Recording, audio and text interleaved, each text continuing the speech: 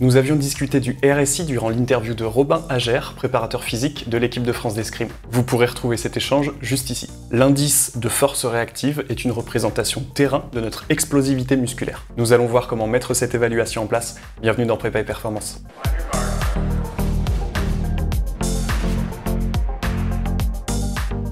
L'indice de force réactive est une métrique intéressante à évaluer chez nos sportifs. Il représente la capacité d'un athlète à passer d'une contraction excentrique à une contraction concentrique. On pourrait parler d'une évaluation de la capacité pliométrique. Nous avions déjà parlé de ce phénomène dans notre vidéo sur les différents types de sauts. Plus le cycle étirement-raccourcissement sera efficace, et plus notre sportif sera capable de générer de la force en un minimum de temps. Or, on sait que cette capacité est très corrélée à la qualité de changement de direction et d'accélération. Deux prérequis essentiels du sport moderne. La force réactive est bien entendu plus complexe que ça en théorie. Elle se compose de la force maximale, de la capacité de taux de développement de la force, de la qualité de coordination neuromusculaire, ainsi que des propriétés élastiques du muscle. Cependant, dans un souci de simplicité, on peut considérer cette valeur comme la représentation de notre explosivité musculaire. Si vous avez toujours du mal à comprendre cette notion d'explosivité, je vous l'explique en moins d'une minute dans cette vidéo. Il existe différentes façons de calculer le RSI. Certains utilisent la hauteur de saut divisée par le temps de contact au sol.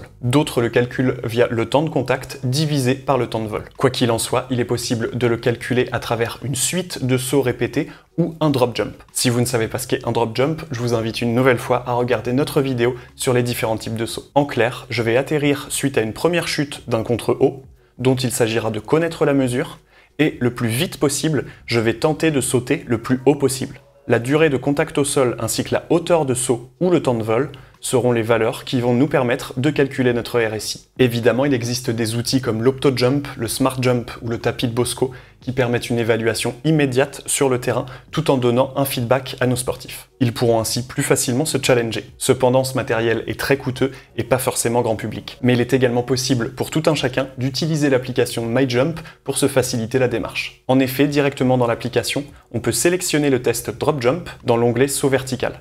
Après avoir réalisé le saut en question, il s'agira de borner la réception, le décollage, puis l'atterrissage final. En résultat, nous obtiendrons le temps de vol, temps de contact au sol, un indice de rigidité et enfin le RSI. Dans l'application, le RSI proposé est le résultat du temps de vol divisé par le temps de contact. En fonction de vos préférences, il est tout à fait possible de recalculer dans un document Excel la valeur de RSI via la hauteur de saut. Tout dépendra de vos habitudes de travail. Il serait également possible de calculer ces valeurs avec une simple caméra qui proposerait du ralenti. Nous verrons cette méthode dans une prochaine vidéo. Une fois le temps de vol et le temps de contact calculés, nous avons nos valeurs pour déterminer notre RSI. Voici ici l'exemple de 3 athlètes. On peut constater que l'athlète 1 a un temps de vol plus important que l'athlète 2, donc il saute plus haut. Cependant, son temps de contact au sol étant nettement supérieur, son RSI sera inférieur. L'athlète 3, quant à lui, aura une détente aussi importante que l'athlète 1, mais avec un temps de contact se rapprochant plutôt de l'athlète 2. Ainsi, il aura le meilleur résultat de nos 3 sportifs. D'autre part, si vous prenez plutôt l'habitude de calculer le RSI à partir de la hauteur de saut et pas du temps de vol, les résultats finaux seront plutôt de cet ordre d'échelle. Ne soyez donc pas surpris si vous voyez apparaître parfois ce genre de résultats. Quoi qu'il en soit, ces résultats dénoteront de la capacité à créer plus de force en moins de temps. Il existe des normes d'interprétation des capacités de RSI. Ces normes vont permettre d'assez facilement catégoriser nos athlètes. En dessous d'1,5, il s'agira d'anticiper un travail préparatoire à la pliométrie car les capacités actuelles seront trop limitées. On jouera le jeu de la prévention. Ensuite, on pourra niveler notre quantité de travail pliométrique et d'explosivité en fonction des réponses.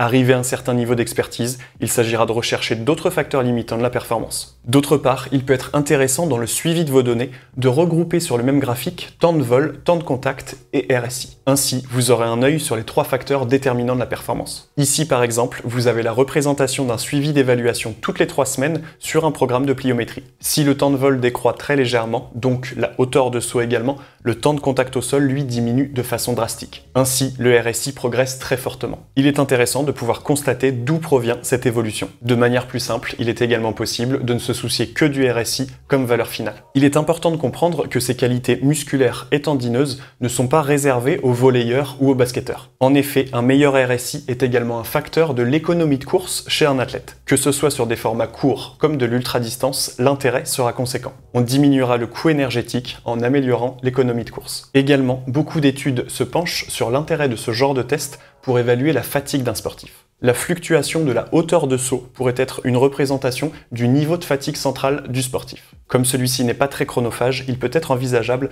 de le réaliser avant chaque début de séance. Si scientifiquement il semble que certaines études s'opposent, sur le terrain, de plus en plus de clubs professionnels utilisent ces méthodes. Nous y reviendrons dans une vidéo dédiée. Enfin, dans un processus de return to play post-blessure, ce peut être une indication importante pour un staff médical. On sait que l'un des risques majeurs post-blessure, c'est un retour trop précoce à la compétition. En ayant collecté des données proches d'efforts compétitifs, il sera possible de s'assurer de certains minima avant un retour au grand bain. Il est possible d'adapter ce test en fonction des besoins de notre discipline. Comme nous en avions discuté avec Robin, enchaîner un drop jump avec un long jump, donc horizontal, nous donnera d'autres indications que celui d'une détente verticale. Il serait également possible de chercher des mouvements latéraux pour dénoter plutôt des capacités de changement de direction. Également, on peut le faire sur une seule jambe pour une comparaison d'équilibre gauche-droite. L'adaptation sera dépendante de vos besoins. En outre, il existe également des tests comme le 10-5 où il s'agit de répéter une dizaine de sauts. Pour ne pas tout mélanger, nous en parlerons dans une vidéo dédiée. En conclusion, on peut dire que calculer le RSI de nos sportifs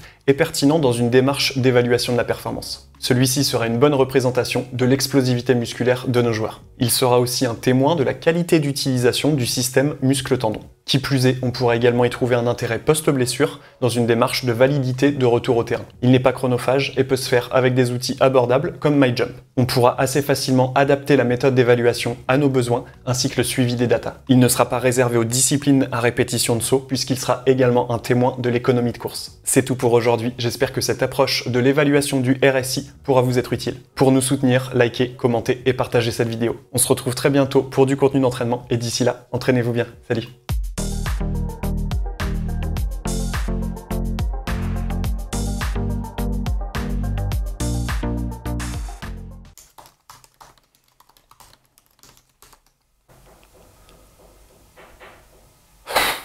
Pour ce face, mêlez tous, mêlez. Ah. L'impression que c'était interminable.